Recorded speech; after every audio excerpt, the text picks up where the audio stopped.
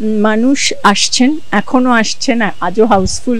গত 7 দিন হাউসফুল নন্দন। মানুষের সাড়া তো খানিকটা পেয়েছি, তো মনে হয় তো কোথাও একটা ছুঁতে হয়তো পেরেছি।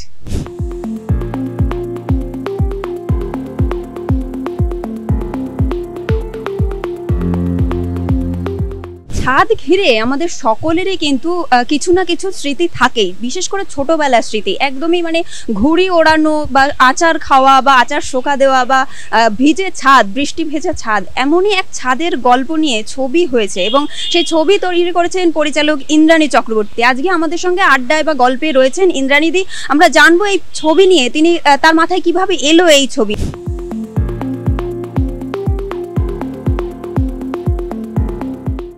আসলে কি হচ্ছে যে আমি নিজে একটা বাড়িতে বড় হয়েছি যেখানে আমাদের একটা ছাদ আছে, এখনো আছে, এবং একটা চিলেকোঠার ঘর আছে, এবং সেখানেই আমরা 2 বোন অনেকটা সময় কাটিয়েছি। আমাদের যেহেতু তখনকার দিনে আমাদের নিজস্ব ঘর থাকতো না, বা এখনো অনেকের থাকে না, তো ফলে আমাদের ছাদের যে চিলেকোঠার ঘরটা সেটাই আমাদের নিজস্ব জায়গা ছিল। পড়াশোনা করা, বন্ধু বান্ধব আসলে আড্ডা মারা, বা পড়াশোনা করতে না ইচ্ছা করলে ছাদে একটু ঘুরে বেড়ানো, চাঁদ দেখা, তারা দেখা, যেরকম সবার হয়।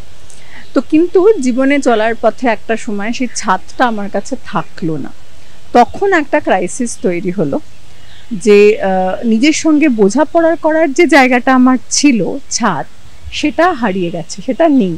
ফলে ছোট ছোট সমস্যাও যেন অনেক বড় আকার ধারণ করছে। তখন সেটাকে যেন আর আমি সামলে উঠতে পারছি না। তো এই ক্রাইসিসটার মধ্যে আমি যখন আছি, তখন আমার মনে হলো যে এই ক্রাইসিসটা তো শুধু আমার নয়, সে তো নিশ্চয়ই আরও মানুষেরও আছে। আমি তো তবু ছাদটা পেয়েছিলাম, যারা মোটেও পায় না তারা নিজেদের সঙ্গে বোঝাপড়া করার জায়গাটা কিভাবে খুঁজে নেয়। তো তখন মনে হয় এই ক্রাইসিসটা একটা সার্বজনীন ক্রাইসিস হয়তো, বিশেষ করে আজকালকার অ্যাপার্টমেন্ট কালচারে, যেখানে এই ছোট ছোট দুটো ঘর, কখনো ব্যালকনিও নেই, এরকম একটা জায়গা, সেখানে মানুষের নিজের একটু কোণ কিভাবে খুঁজে পায়। তো এটা নিয়ে হয়তো একটা আলোচনা, একটা চিন্তাভাবনা করার একটা অবকাশ আছে। তো সেইখান থেকেই ছায়াতের স্ক্রিপ্টটা লেখা শুরু, এবং সেটা অনেক বছর আগে 2005-এ, এবং আস্তে আস্তে চেষ্টা যেটা একটা ছবির আকার দেব।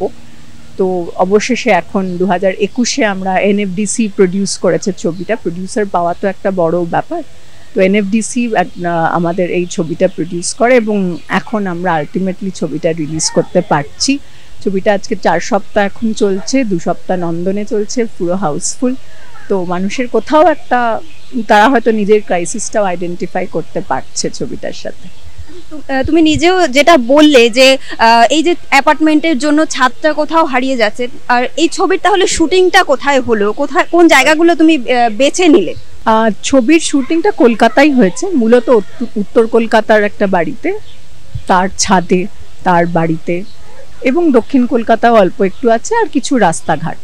মূলত কলকাতা শহরেই শুটিং করেছি আমরা এখানে। আর আমরা জানি যে এই ছবিতে পাওলিদি রয়েছে এবং তার স্বামীর জায়গায় রাহুল অনুরাধা দাদা রয়েছেন, এবং তাহলে এই পাওলিদিকে এই ছবিতে বেছে নেওয়ার কারণ কি এই চরিত্রের জন্য? আসলে এই ছবিটা তো অনেকটাই মিত্রা, যে মূল চরিত্র, তার উপরে নির্ভর। তো সেই চরিত্রটার জন্য আমার একজন খুব ভালো অভিনেত্রীর প্রয়োজন, কারণ গোটা ছবিটা যে তার নিজের কাঁধে নিয়ে চলতে পারবে, এমন অভিনেত্রীর আমার দরকার ছিল, এবং পাওলি একজন খুব ভালো অভিনেত্রী। তো সেই জন্য পাওলিকে প্রথম ভেবেছি। তাছাড়া পাওলির যে লুকটা, সেটা আমার মনে হয়েছিল সেই লুকটাই আমি মিত্রার মধ্যেও চাইছি, যে একটা সাধারণ, দৃপ্ত, ইন্টেলিজেন্ট, কিন্তু ওভার দ্য টপ নয়, এরকম একটা লুক আমি চাইছিলাম। সেটা পাওলির মধ্যে, সেটাও পেলাম, এবং সে ভালো অভিনেত্রী, সে তার অভিনয়ের যে গুণ বা অভিনয়ের যে কোয়ালিটি, সেটাও পাবো, এই ভেবেই পাওলিকেই প্রথম থেকেই ভেবেছি। আর রাহুলকেও তাই, রাহুলেরও যে ফিচার্স এবং ওর যে অ্যাক্টিং স্কিল, সেটাও আমার মনে হয়েছিল এই চরিত্রটার জন্য একদম ঠিক। তো সেইভাবেই আমি নিয়েছি, এবং আমার মনে হয়েছে মানুষ দেখে যা বলছেন তাতে হয়তো ঠিকই ডিসিশন নিয়েছিলাম। এবারের বইমেলাতে ট্রেলার লঞ্চ করেছিল এবং প্রকাশ্যে এসেছিল এই ছবি, তো তখন মানুষের কিরকম কৌতূহল দেখেছিল? এবার এখন তো 4 সপ্তাহ ধরে ছবি চলছে, মানুষের কিরকম সাড়া পাচ্ছ? এটা আমাদের খুবই একটা ইউনিক চিন্তা ভাবনা, যে যেহেতু লেখিকাকে নিয়ে একটা ছবি, সেহেতু আমরা বইমেলাতে ছবিটার ট্রেলার, পোস্টার বা রিলিজ ডেট অ্যানাউন্সমেন্ট এটা করেছিলাম। বইমেলা কর্তৃপক্ষ আমাদের সাহায্য করেছিলেন, তারা পারমিশন দিয়েছিলেন।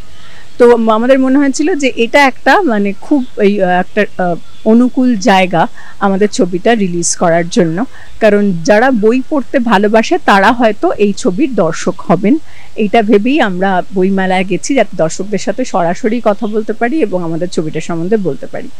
তো আমি বলবো যে মানুষ আসছেন, এখনও আসছেন, আজও হাউসফুল, গত 7 দিন হাউসফুল নন্দন। তো 4 সপ্তাহ চলছে একটা বাংলা ছবি, যেটা খুব বড়, সে অর্থে বড় স্কেলের ছবি নয়, বড় কোনো একটা সুপার হিরোর ছবি নয়, সাধারণ মানুষের সাধারণ গল্পের ছবি। সেটা 4 সপ্তাহ চলছে এবং এখনও চলবে, আশা করি মানুষ এখনও আসছেন। সেটা আমি বলবো যে মানুষের সাড়া তো খানিকটা পেয়েছি। সাধারণ মানুষ যারা দেখছেন, ফিল্ম বোদ্ধাদের কথা বলছি না শুধু, তারা তো প্রশংসা করেছেন, কিন্তু সাধারণ মানুষ যারা দেখছেন তারাও, আমি প্রায়ই আসছি নন্দনে মানুষের সাথে কথাই বলতে, তাদেরও কিন্তু কোথাও তারা নিজের জীবনের সাথে কানেক্ট করতে পারছেন। কেউ কেউ তো খুবই পারছেন, ছেলেরাও পারছে, শুধু মেয়েরা নয়, তারাও তাদের যে একটা পার্সোনাল স্পেসের ক্রাইসিসটাও কোথায় আইডেন্টিফাই করতে পারছে। তো মনে হয় তো কোথাও একটা ছুঁতে হয়তো পেরেছি। দিদি, এখানে এই যে সমান সমান আমরা যেটা বলি যে নারী পুরুষ সমান সমান, বা আমরা যে প্রতিবাদী হই নারীদের নানান সমস্যা নিয়ে, এই পুরুষতান্ত্রিক সমাজে এটা কতটা প্রাধান্য পায়? মানে তুমি যেভাবে মিত্রাও তার স্বামীর চরিত্রটা দেখিয়েছো, যে কখনো তাকে সাপোর্ট করছে বা তার লেখাকে বলছে, তো এই ব্যাপারটাকে তুমি কিভাবে দেখাতে চেয়েছো? আমি আসলে যেভাবে দেখাতে চেয়েছি সেটা হচ্ছে যে প্রতিবাদ মানেই সবসময় চিৎকার চেঁচামেচি বা বড় একটা কোনো ঘোষণা করা, এমনটা নয়। প্রতিবাদ মানে হচ্ছে আমাদের জায়গাটাকে আমরা চিনে নেব এবং সেই মতে আমরা চলবো, এবং তার জন্য সবসময় হৈ হৈ করার প্রয়োজন হয় না। এইটাই আমার নিজস্ব মত, এবং সেইভাবেই আমি দেখাতে চেয়েছি যে আমরা যদি নিজের জায়গাটা সম্বন্ধে কোনো মানে আমাদের মনে কোনো দ্বন্দ্ব না থাকে, সেই দ্বন্দ্বটা যদি কাটিয়ে উঠতে পারি, তাহলে নিজের একটা জায়গা আমরা তৈরি করে নেব। সেটা সবসময় সবার হয়তো ভালো লাগবে না, কিন্তু আস্তে আস্তে আমরা জায়গাটা তৈরি করতে পারবো, খুব হৈ হৈ চিৎকার চেঁচামেচি না করেও। অনেক সময় চিৎকার চেঁচামেচি করারও হয়তো প্রয়োজন পড়ে, কিন্তু দৈনন্দিন জীবনে আশপাশের আপন লোকেদের সঙ্গে তো সবসময় চিৎকার চেঁচামেচি করে বেশি দূর যাওয়া যায় না। তো ফলে সেইখানে হয়তো একটু নিজের জায়গায় স্ট্রং থেকে নিজের পজিশনটা বা নিজের যে চাওয়াটা, সেটা কিছুভাবে আদায় করে নিতে হয়, সেটাই আমার মনে হয়েছে। আমি যেরকম শুরুতেই বলছিলাম, এই যে চিলেকোঠার ঘর, ছাদ, হ্যাঁ, এই জিনিসগুলো বা ঝুল বারান্দা, হ্যাঁ, এগুলো আগে খুব ছিল। তুমি এই মিত্রার ছাদের প্রতি ভালোবাসার মধ্যে দিয়ে তুমি কি কোনো বার্তা দিতে চাইলে? বার্তা মানে কি, এই যে আমাদের পার্সোনাল স্পেস গুলো হারিয়ে যাচ্ছে। আগে কি হতো, গ্রামে তো প্রচুর খোলা জায়গা থাকতো, মানুষের বাড়ি ছোট হলে কি হতো, বিশাল উঠোন, আশপাশে খোলা জায়গা, মানুষের পার্সোনাল স্পেস একটা কোথাও খুঁজে নিত, পুকুর পাড়, গাছের তলা। তারপরে মানুষের বাড়ি হলো, তখন একটা ছাদ বা উঠোন থাকতো। আস্তে আস্তে আমাদের বাড়িগুলো এত সংকীর্ণ হয়ে যাচ্ছে যে একটা কোনাও নিজের নেই। তো ফলে এইটা নিয়ে হয়তো আলোচনার প্রয়োজন, যে একটা পার্সোনাল স্পেসের এখন দরকার, সেইটা নিয়ে আমরা কিভাবে ওই স্পেসটাকে বাঁচিয়ে রাখতে পারি, এটা নিয়ে যদি একটু একটা কনসার্ন একটা রাইজ করা, যে এটা নিয়ে হয়তো ভাববার একটু সময় এসছে, এইটাই বার্তা বলতে পারো। আর আমিও জানাবো যে ওঙ্কার বাংলার তরফ থেকে যে ছাদ ছবির জন্য অনেক শুভেচ্ছা রইল। আমরা শুনছিলাম যে ছাদ ছবির পিছনে আসলে কি কাহিনী রয়েছে। আমাদের সঙ্গে ছিলেন পরিচালক ইন্দ্রাণী চক্রবর্তী। আমরা সেই ছাদ ছবি নিয়ে গল্প করলাম, আপনাদের সঙ্গে তুলে ধরলাম যে কি কাহিনী আসলে তিনি বলতে চেয়েছেন। ক্যামেরায় রবি দত্তের সঙ্গে সহেলি বিশ্বাস, ওঙ্কার বাংলা।